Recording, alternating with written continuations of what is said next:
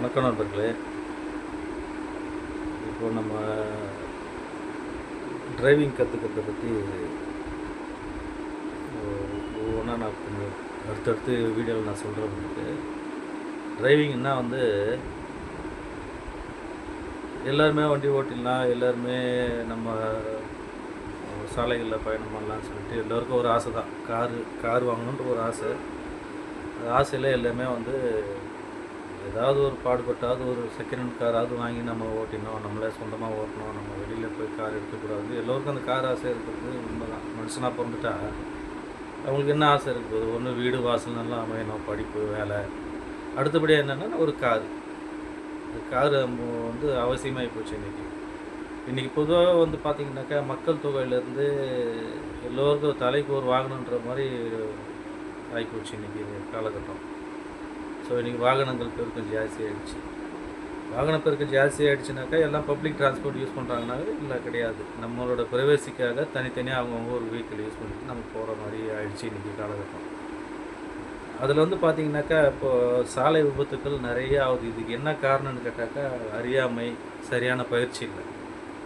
முறையான பயிற்சி இல்லாமல் நம்ம ஏதோ நம்ம பந்தாக்கு நம்ம பணம் போட்டு கார் வாங்கிட்டோம், பைக் வாங்கிட்டோம்னு சொல்லிட்டு போகிறோம். சில விபத்துக்கள் நடக்குது. அதெல்லாம் தவிர்க்கணுன்னா எல்லாமே நம்ம முறையாக பண்ணணும். முறையான ஒரு பயிற்சி எடுத்து பண்ணோம்னாக்கா எல்லாமே கரெக்டாக கையாளலாம். இன்றைக்கி இருக்கிற காலகட்டத்துக்கு அவ்வளோ வாகன பெருக்கம், எங்கே பார்த்தாலும் டிராஃபிக்கு, நெரிசல், இதெல்லாம் எப்படி போகணும்னு சொன்னால் ஒவ்வொரு வாரமாக அவங்களுக்கு ஒவ்வொன்றா சொல்கிறேன். ஃபஸ்ட்டில் இன்றைக்கி பேசிக்காக ஒரு கார் கற்றுக்கணுன்னாக்கா என்ன பண்ணுறது? அதுக்கு பேசிக்குன்னு முக்கியமாக பார்த்தா 18 வயசு நமக்கு பூர்த்தி ஆகிடணும். சின்ன பசங்க யாரும் ஓட்ட முடியாது, நம்ம சட்டத்தில் இடம் இருக்குது. 18 வயசு, இப்போ 21 ஏதோ லைசன்ஸ் எலிஜிபிள் இருந்தால், 18 வயசுக்கு மேலே இருந்தால் லைசன்ஸ் எலிஜிபிள் இருக்குது. ஸோ நம்ம கார் கற்றுக்குறோம். அப்படி கார் கற்றுக்கிறப்ப நமக்கு நம்ம ஆரம்ப ஸ்டேஜில் நம்ம என்ன பார்க்கணுன்னா, இப்போ நம்ம ஒரு காரில் ஏறி உட்காருவோம். டிரைவிங் ஸ்கூலுக்கு போனால் இதை சொல்ல மாட்டாங்க. அவங்க ப்ரொஃபஷனலாக என்ன பண்ணணும் அதுதான் சொல்லுவாங்க. நான் பேசிக்காக நம்மளோட எப்படி நம்ம அதில் அணுகணுன்றது நான் சொல்கிறேன். ஒரு காரில் ஏறி உட்காரணுன்னா ஃபஸ்ட்டில் நமக்கு நம்ம மேலே நமக்கு ஒரு கான்ஃபிடென்ட் வேணும். நம்ம தைரியமாக இந்த கார் நம்ம இவ்வளோ சீக்கிரத்தில் நம்ம ஓட்ட கற்றுக்குவோம், நம்ம ஒரு விபத்து இல்லாத ஒரு சாலையை நம்ம பயணிப்போம் அப்படின்னு நமக்கு ஒரு கான்ஃபிடென்ட் வரணும்னா, முதல்ல நீங்கள் வண்டியில் ஏறி உட்கார்றப்போ உங்களை அந்த வண்டியோட கண்ட்ரோல்குள்ளே உங்கள் கையில் எடுத்து பார்க்கணும். உதாரணத்துக்கு ஒரு சீட்டில் உட்காடுறீங்க, சீட்டில் உட்காந்து கிளச்சுக்கு கியருக்கும் கால் நீட்டுறீங்க, ஸ்டேரிங்கை பிடிக்கிறீங்க. இது மூணுத்துக்கு உண்டான கனெக்டிவிட்டி வந்து உங்களுக்கு கரெக்டாக அமைதான்னு பார்க்கணும். ஃபஸ்ட்டு கரெக்டாக அமைஞ்சிட்டு ஃப்ரண்ட்டில் எட்டி பார்க்கணும். உங்களுக்கும் பானட்டுக்கும் கொஞ்சம் கீழே தான் இருக்கும். ஒவ்வொருத்தருக்கு குள்ளமாக இருக்கிறவங்களுக்கு அப்படியே கொஞ்சம் சமமாக தெரியும். இதை தவிர்க்கணும். இது தெரியணுன்னா கொஞ்சம் சீட்டு இப்போ வந்து லேட்டஸ்ட்டாலாம் கொஞ்சம் ஹைக் பண்ணிக்கலாம், லோ பண்ணிக்கலாம், அந்த மாதிரி சிஸ்டம்லாம் வந்துருச்சு. அதுக்கு தகுந்த மாதிரி முதல்ல நம்மளை வந்து பழக்கப்படுத்தி உட்காந்துக்கணும். எப்படி உட்காரணுனாக்கா அந்த பேலன்ஸ்னால் எப்படி சீட்டுக்கும் கிளச்சுக்கு கால் நம்ம நீட்டி ஸ்டேரிங் பிடிக்கிறப்போ நமக்கு கம்ஃபர்டபிலிட்டி வேணும். நமக்கு எப்பவுமே மார்புக்கு நேராக ஸ்டேரிங் தான் உங்களுக்கு கண்ட்ரோல் வராது.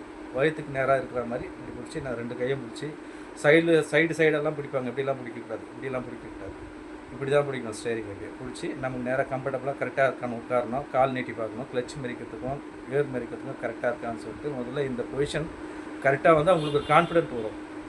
பேலன்ஸ் இல்லாமல் நீங்கள் கார் ஓட்ட பழகுறீங்க, கொஞ்சம் தூரமாக இருக்குது, கால் கொஞ்சம் தூரமாக இருக்குது, ஸ்டேரிங் கொஞ்சம் நமக்கு நெஞ்சுக்கு நேராக ஸ்டேரிங் இருக்குது, அதெல்லாம் வச்சிங்கன்னா அப்போ உங்களுக்கு கம்ஃபர்டபுள் இல்லை.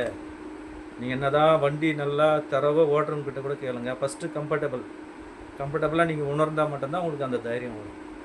தைரியம் வந்துருச்சுனாக்கா அப்புறமா உங்களுக்கு வந்து பேசிக்காக வந்து டிரைவிங் ஸ்கூல்லலாம் என்ன பண்ணுவாங்க, அவங்க பக்கம் ஒரு பக்கம் வந்து கண்ட்ரோலை வச்சுப்பாங்க, கியர் போடுவாங்க. உங்களை ஆக்சிலேட்டர் போட்டு ஸ்டேரிங் கண்ட்ரோல் மட்டும் ஃபஸ்ட்டில் வந்து உங்களை வர வைப்பாங்க. ஸ்டேரிங் கண்ட்ரோல் மட்டும் பண்ண வைப்பாங்க. இது பேசிக்காக சொல்லுவாங்க.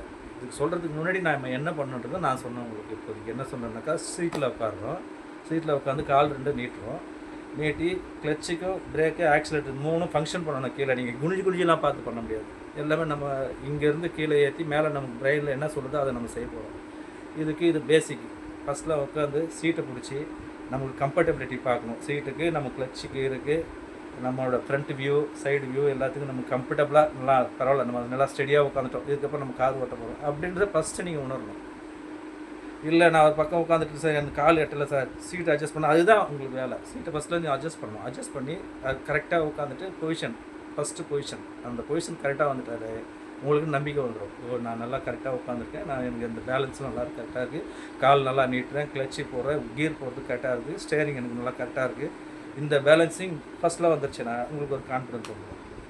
அதுக்கடுத்து நீங்கள் என்ன பண்ணுவீங்க, டிரைவிங் ஸ்கூலில் சொல்கிற மாதிரி கிளட்ச் அப்ளை பண்ணி ஃபஸ்ட் கியர் போட்டு மூவ் பண்ணுவீங்க. மூவ் பண்ணுறப்ப அந்த பேலன்ஸ் இல்லைனாக்கா உங்களுக்கு நீங்கள் டக்குன்னு கால் எடுப்பீங்க. அது பேலன்ஸ் கரெக்டாக இருந்தால் அவங்க சொல்கிறதுக்கு அந்த மாதிரி லைட்டாக மூவ் பண்ணால் வண்டி மூவ் ஆகும். உங்களுக்கு ஒரு நம்பிக்கை வந்துடும், நம்ம வண்டி ஓட்ட பண்ணிக்கிறோம் அப்படின்னு. ஒரு ஃபஸ்ட்டு கியரில் மிஞ்சி போனால் ஒரு 10, 20 இப்படியே போகும், இந்த ஸ்பீடில் போகும். அதுக்கப்புறம் உங்களுக்கு ஒரு நம்பிக்கை வரும், நம்ம தான் இது நல்லா ஓட்ட ஆரம்பிக்கிறோமே அப்படியே சொல்லிட்டு. டிரைவிங் ஸ்கூலில் என்ன சொல்கிறாங்க, அடுத்த கியர் எப்படி அப்ளை பண்ணுறதுன்னு சொல்லிட்டு ஒரு கிளட்சை மதிச்சு ஸ்லோ டவுன் பண்ணி அடுத்த கியரை ஸ்டாண்ட் பண்ணி இதை மெதுவாக விட்டு அதுக்கப்புறம் இதில் ஆக்சிலேட் பண்ணிங்கன்னா கொஞ்சம் போவோம். அதுதான் உங்களோட நம்பிக்கை. அப்போ அதில் கொஞ்சம் கொஞ்சமாக உங்களுக்கு நம்பிக்கை. இது ஒரே நாளில் வந்துடாது.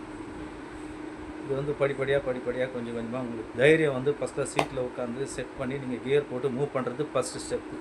இதை கற்றுக்கிறதுக்கே உங்களுக்கு 1 நாள் 2 நாள் ஆகும். இந்த கம்ஃபர்டபிலிட்டி உங்களுக்கு கண்டிப்பாக வேணும். இதுதான் ஃபஸ்ட்டு பேசிக். இதை தெரிஞ்சுக்கோங்க.